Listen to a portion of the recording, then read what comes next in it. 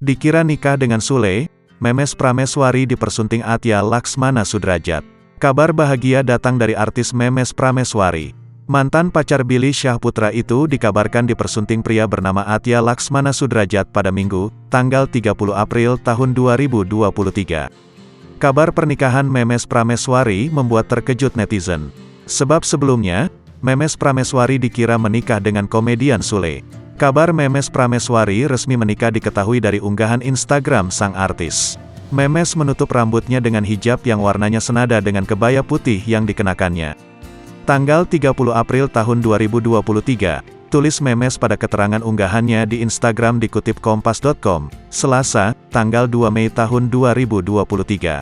Sebelumnya diketahui, waktu lalu Memes sempat membuat heboh publik lantaran beredarnya foto ia dengan Sule di media sosial. Mereka kompak menggunakan baju pengantin warna silver. Beberapa berasumsi bahwa keduanya menikah.